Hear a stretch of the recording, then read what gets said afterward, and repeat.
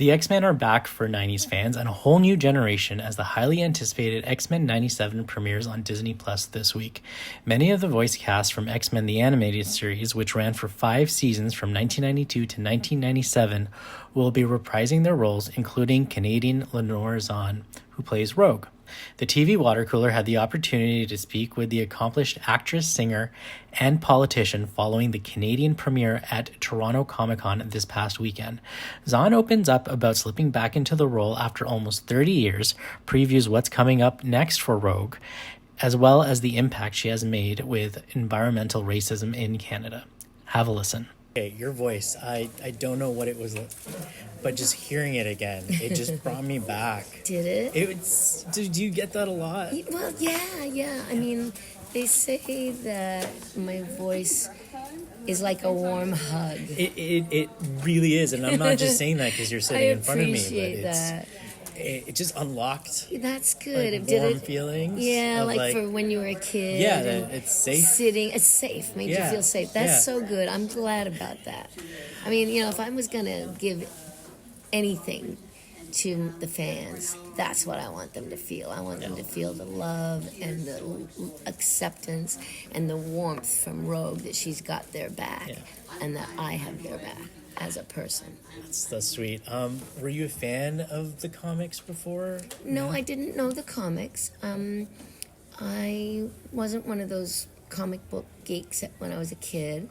I was more into like sword and sorcery stuff. I was into like fantasy, C.S. Lewis, the Narnian Chronicles. Yeah. I loved all that stuff. I loved the Lord of the Rings, that kind of stuff. So when I got the role of Rogue, it was new to me, and so I basically based my character on the scripts that I was given, and I went from there. Now, was there any hesitation to come back? It's been 30 years. No. Oh, no. Rogue is inside of me. She's a part of me, and I basically just walked in the studio and put on the headphones, and within 2 seconds I realized, there she is. She's right there, like I say, like a pair of fine gloves that are well worn, that you just put on and they're so comfortable. And I guess you carried her for 30 years, right? Yeah. Is this a wiser Rogue? Because I know it's just a continuation. But It's because it's only like 5 weeks after graduation day. Okay. So we pick up basically where we left off. So there's no real character development that's happened in that time. And that's great. Like, I just slipped right back into where I was and where she was, and it was actually very easy to do. And it looks and it feels like no time has passed. Good. Yeah. Glad to hear I mean, that. obviously it's in HD now. Yeah. But were some of the old guard still present to kind of, make sure it was a smooth transition? Yeah, like the new folks who are huge fans of the show reached out to Eric and Julia Leewald and to Larry Houston and asked them to be their senior advisors for the show. So they've been there. Like, they're not writing the scripts or directing it, although Larry Houston was asked and did do the opening credits. So he directed all those. But they're right there. So it's been pretty seamless. Okay. I mean, just hearing the theme, and now they've used the theme on other Marvel properties. Yes, where you hear the little bit, the little hint of it. Yeah, it's just so nostalgic. I know. Just hearing it with an audience today, it just brought back those feelings, and people just started cheering. I know. What's it like on the other side? Oh my goodness! Well, in Los Angeles at the premiere there, it was unbelievable. I mean, we were at the El Capitan Theater on Hollywood Boulevard, and it was. People started screaming. They just started screaming and cheering and clapping and crying. It was an emotional outburst of love for the show, and every time one of the new characters came on, or our characters came on, they'd scream and cheer. It was amazing. So it makes you feel pretty good that you're part of something like that has had that kind of effect on people in a good way. Right. So now the original cast, you guys recorded this in Toronto. I imagine Was it together at the same time in a booth? Yeah. Back then we did. We were set up at Sounds Interchange in a circle with microphones for each of us, and we basically went through the script as if it was a radio drama. So we just we played off each other many times, making fun of each other in between takes and making each other laugh. But it was a real bonding experience.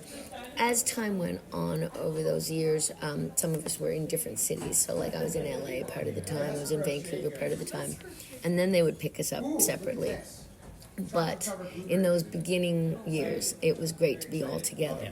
And now, after the pandemic and all, people are used to using Zoom, and they're used to recording people by themselves in the booth. So I've been recording my lines in Halifax for the most part, some in Los Angeles. There are some actors that are here in Toronto. There are some in Vancouver, and the rest of them are in LA, and I think there's one in New York. So you're all alone doing it. You don't see them. Is it harder, or do you which one do you prefer? It's interesting because in my head I see them all anyway. I know the show so well now, and I know the characters, and I know the actors, so I can hear them in my head. And I've always had a huge imagination. Was seeing some of the cast in person in LA the first time in a long time? Yeah, well, some of them, the ones in LA I met for the first time were the new ones. Okay. And so the ones that were from the original show, we've been actually appearing at some Comicons. So we've had a few reunions, which have been fantastic. But just in the last 5 years, and of course during the pandemic, no one was going anywhere. So we went to a few before the pandemic, and then after the pandemic, we've been to 4 or 5 together, and it's been great to see each other. Okay. Yeah. And do you feel like the themes from the show resonates a lot more now than it did 30 years ago, sadly?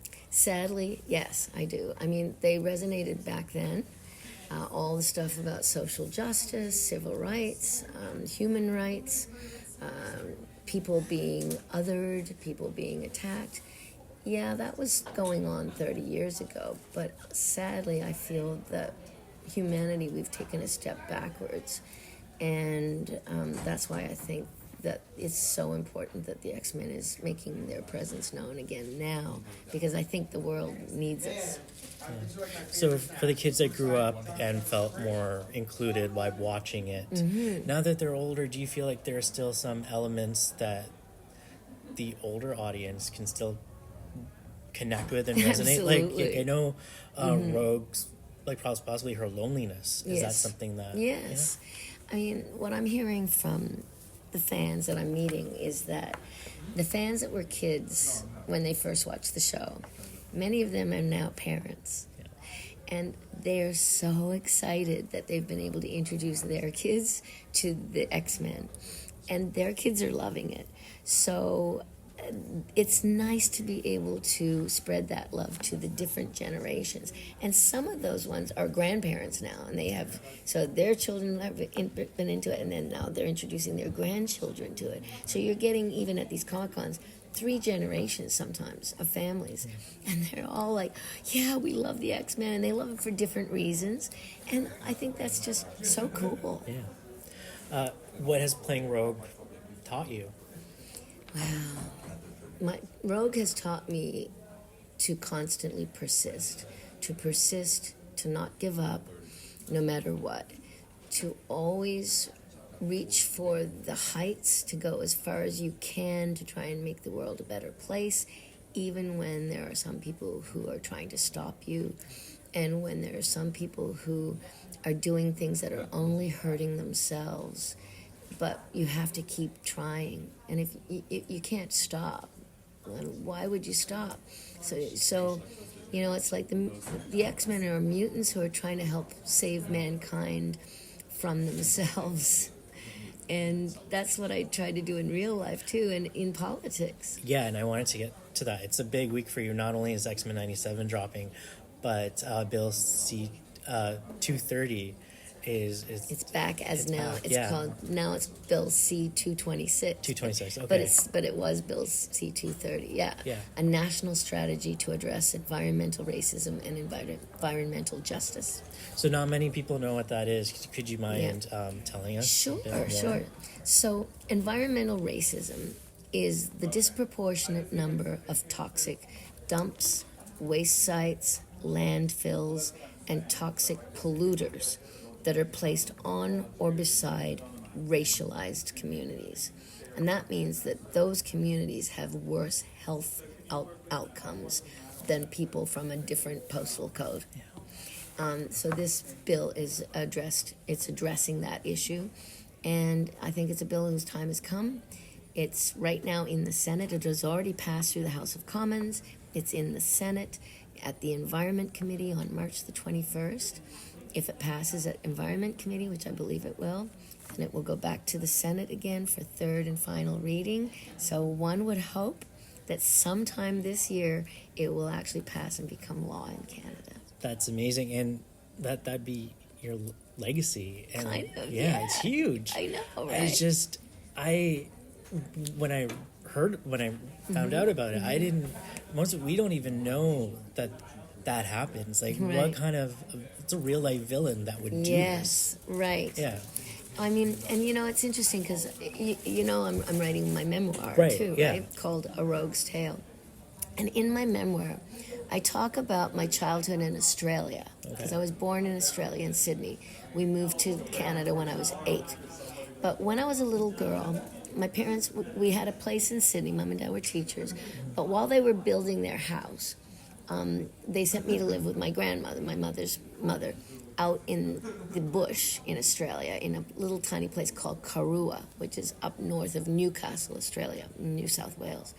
She lived on the edge of a Aboriginal reserve, and one of my grandmother's best friends was Mrs. Ping, an older Aboriginal lady that lived down the street. And it was like a dirt road between their house, my grandmother's house, and Mrs. Ping's house. And Mrs. Ping had a lot of children that living with her who had been abandoned by their mothers. And she was bringing them up. And so we would run back and forth between my grandmother's place and her place. And our grandmothers would tell us stories about the environment and the bush and the little creatures that lived in the bush and, and fairies and witches and all these kinds of, and also Aboriginal legends. And so at one point I noticed that these white people were like driving by and throwing garbage in Mrs. Ping's yard.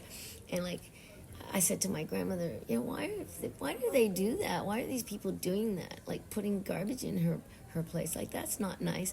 And my grandmother said, that's because there are some people and they are racist. And they think that they are more important than others because their skin is like ours. It's white and not black like Mrs. Ping's, and it's not. I said, that is not nice. That is not fair. Why should they do that? I just didn't understand it. So when Dr. Ingrid Waldron, years later, came to me when I was a member of the Legislative Assembly of Nova Scotia and said there's this thing called environmental racism, suddenly I went, You experienced, you saw it I'd firsthand. seen it as a little kid, and I felt outraged, right? And I was like, yeah, right. So the white society has been dumping their garbage and putting all this stuff beside racialized communities because they didn't think that they were as important. And to be honest, they were saying, well, they're like garbage. Well, that's not okay. And I will do anything I can to try and change that. And you have. Thank you. Yeah, no, it's incredible. Very commendable. And thank you. Yeah, no, I wish we could spend like the entire afternoon talking about that. Right. But back to Rogue. Yeah. What can you tease about Rogue's story for this season? It's rumors that it's coming back for another season already. Mm-hmm. What can you share? Okay, well, I can share that Rogue has a deep desire to be able to be in love and to touch someone else and have them touch her. And, she's been on her own for so long. She loves Remy, and Remy loves her, but they can't touch. And in this new season, there is going to be another character joining the show who Rogue has a past history with. And that past history she has not shared with the team or with Remy. And so there are going to be interesting sparks flying. And I will leave it there. Very soapy. Mm-hmm. Yes. It's always been. Yeah. So Rogue is going to have some major decisions to make. Okay. In the coming episodes. Can you tease anything about some cameos? It's out there that Theo James does a voice appearance. I can't really. You can't really? No, I don't want to spoil anything for anybody. We look forward to it. And this question you don't have to answer this. Mm-hmm. It's just with Beau DeMaio's exit. Mm-hmm. It's appeared that he was a big creative force behind the show. Yeah, he was fantastic. Yeah, I loved working with Beau. Yeah. So it's someone, that you worked so well with and creatively. Is there concern about future seasons without him? I would just say that I loved working with Beau. I found his creativity was fantastic. We gelled really well together. And everybody that has been on the show, like all Disney and Marvel, they've all been amazing. Jake Castorina, who's one of our main directors, has been phenomenal. I've met the other two directors, Emmy and Chase. Beautiful people. They're doing incredible work. The writing is fantastic.